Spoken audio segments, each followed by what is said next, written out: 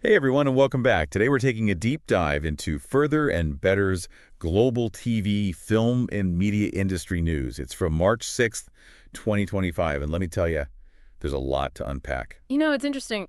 This news roundup isn't just about entertainment. It's really a reflection of power dynamics and cultural shifts and even the economic climate. I know, right? It's like a snapshot of where we are as a society. Exactly. What's happening behind the camera often mirrors what's happening out in the world. Absolutely.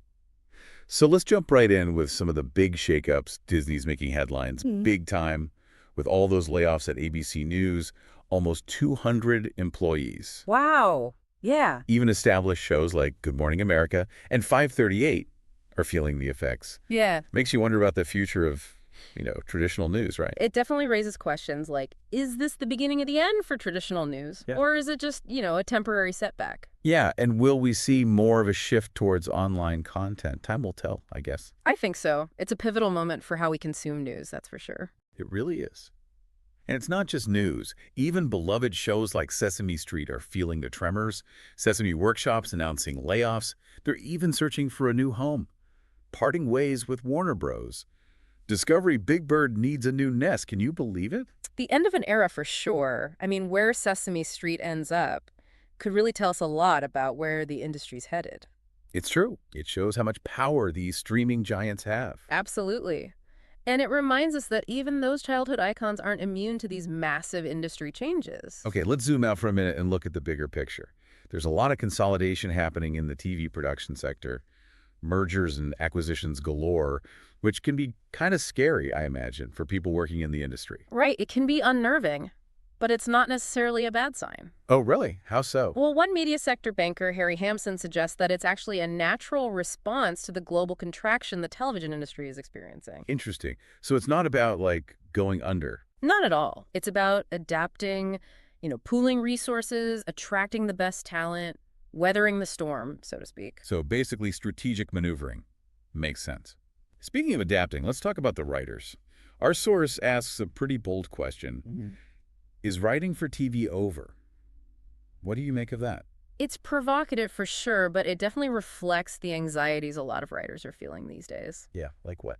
Well, with the rise of streaming services, viewer habits are changing. People want more content and they want it faster. I know I'm guilty of that myself. We all are.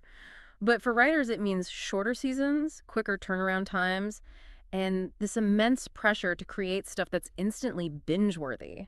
And think about the impact of shorter seasons. I see what you mean. Does that mean less character development, maybe? Yeah. Or rushed storylines? Exactly. It's a trade-off, and it's something we need to be mindful of. Good point. And then there's the whole debate about the content itself. Ezra Edelman, the respect documentarian, he's calling these celebrity-driven documentaries slop. Yeah, he doesn't mince words. And it's interesting because his critique is tied to a very real situation. What do you mean? Well, Netflix canceled his Prince documentary, right? But the Prince's estate is now planning their own version. Wow, that's awkward. So it becomes a question of who controls the narrative. Exactly. It's a battle for the soul of documentary filmmaking, in a way. I can see that. It's like two worlds colliding. The big-budget, star-studded productions versus the more nuanced independent films. Where do you see this going? That's where platforms like YouTube come in. We're seeing traditional TV producers turning to YouTube's documentary channels. It's a new frontier for content distribution. It really is.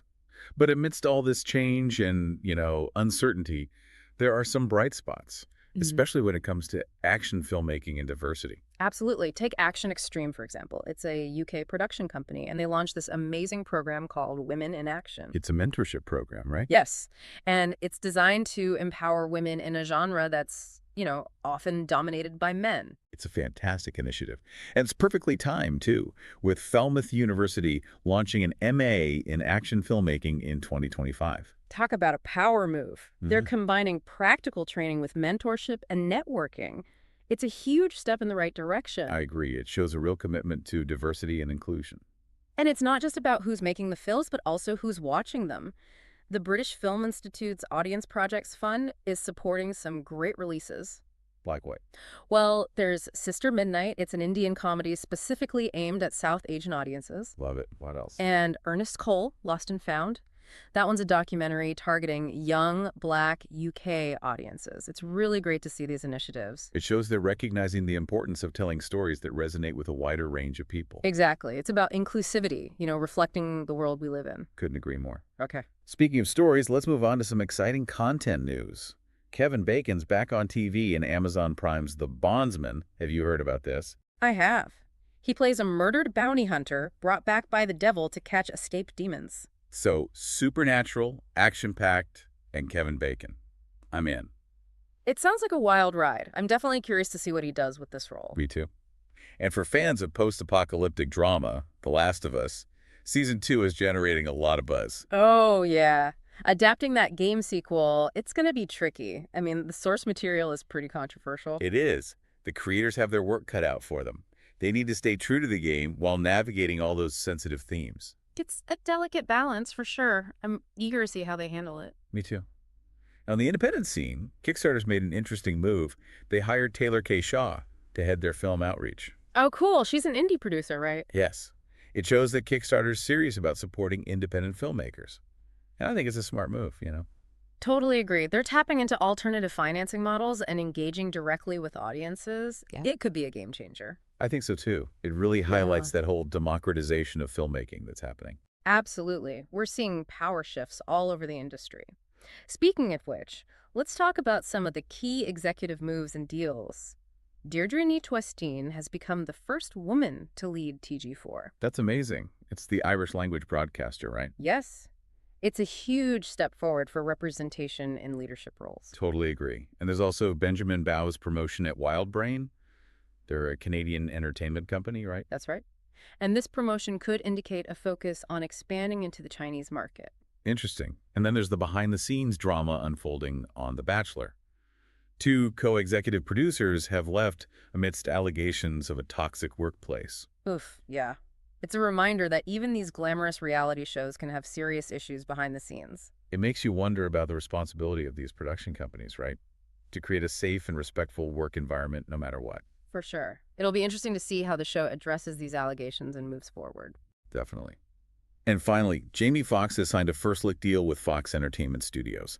So basically, any project he comes up with, they get first dibs. Smart move for Fox. He's incredibly talented. Hard to say what he'll do next, but it'll be worth watching. No doubt. Wow, we've covered a lot of ground already. Yeah. Before we move on to renewals and cancellations, what are your thoughts so far? Anything that's really jumped out at you? Honestly, it's that tension between tradition and innovation that I find so fascinating. Yeah, I see that too. It's everywhere, Traditional news outlets struggling, established shows looking for new homes, the rise of platforms like YouTube. It's like the industry's at a crossroads, trying to figure out how to adapt and evolve. And yet, amidst all this change, we're also seeing some really positive developments. The focus on diversity and inclusion, for example. Oh, absolutely. It's a huge step in the right direction. It is. It feels like a time of, both uncertainty and incredible possibility. I think you're right. It's an exciting, but also a little bit scary time to be a part of this industry. I agree. Yeah. But hey, that's what makes it so interesting, right? Absolutely. There's never a dull moment. That's for sure. Yeah, it's a weird mix of nervousness and anticipation, you Yeah. know. But, okay, let's jump into this world of renewals and cancellations. It's where things get real. Oh, yeah, for sure. Aha! So who dodged a bullet this time? Anyone celebrating? Well, fans of Criminal Minds, Evolution can breathe a sigh of relief. They got a Season 4 renewal. Wow, really? That's awesome. Yeah, and even before Season 3 is even premiered. That's huge. Yeah. They must be thrilled. Guess that revival really found its audience on Paramount Plus crime dramas. They just never go out of style. It's true. There's always an appetite for them. Unfortunately, not all shows are so lucky. CBS decided to cancel FBI, Most Wanted after 6 seasons, and FDI International after 4. Oh, no, bummer. I know, it always stings a little when a show you like gets the axe. It's like saying goodbye to old friends. It is, and it's a constant reminder that things are always changing in this industry. It's true. One minute you're on top, the next you're... Exactly. But hey, even amidst cancellations, there are always new opportunities popping up. You're right. Speaking of which, SBS, they're an Australian broadcaster, launched this fascinating factual development fund. Oh, yeah, I read about that. What's it all about? So it's specifically focused on polarization in Australia. They're offering like $50,000 to support projects exploring this whole issue. That's amazing. It's so important to tackle these tough topics. Okay, oh, right? It's a real opportunity for filmmakers to delve into something complex and timely. It's a recognition that documentaries have this power to shed light on things and get people talking. It's so true.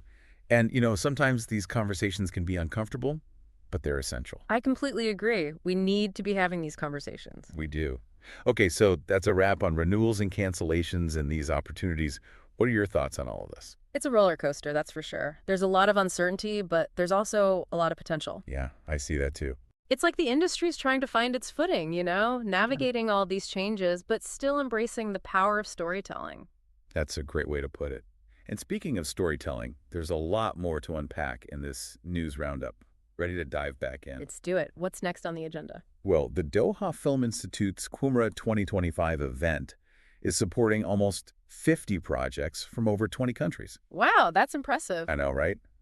One that caught my eye is In Memory of Times to Come. It's a Palestinian sci-fi film. Sci-fi from that region, huh? That's going to be a unique perspective. I think so, too. It just shows you the global reach of filmmaking these days and the incredible diversity of stories being told. It's amazing to see, and Qumra is known for supporting emerging filmmakers, so this is a big deal for them. Totally. Okay, switching gears a bit, the Australian International Documentary Conference had some interesting acquisitions. Oh, yeah. Like what? Well, SBS picked up a series narrated by Hugh Bonneville, from Downton Abbey. Oh, sure. Oh. I love him. Right, so this series is all about UK steam train routes, but it's all shot from above. Oh, wow. That sounds beautiful. I know, I'm a sucker for a good train documentary, especially with those aerial shots. It's a classic combination, Travel, history, stunning visuals. People love that stuff. They do. And SBS also acquired some World War II documentaries, which makes sense with the 80th anniversary coming up. Yeah, those anniversaries always bring a wave of new perspectives on historical events. And sometimes they even uncover new information. Exactly. I always find those documentaries so fascinating. Me too. Okay, moving on to the New Directors New Films Festival in New York. There's always so much exciting new talent emerging there. I know. It's a great place to discover the next big thing. This year's lineup has a strong showing of debut features and short films representing all sorts of different countries and styles. That's what I love about film festivals. You get exposed to so many different voices and perspectives. The opening film, Familiar Touch, sounds particularly intriguing. Oh, tell me about it. I don't know too much about it yet, but I'm definitely adding it to my list. Me too. And have you heard about Absolute Surrender? It's an animated feature that's premiering at Cartoon Movie. No, I haven't. What's it about? It follows a Japanese-American man after Pearl Harbor.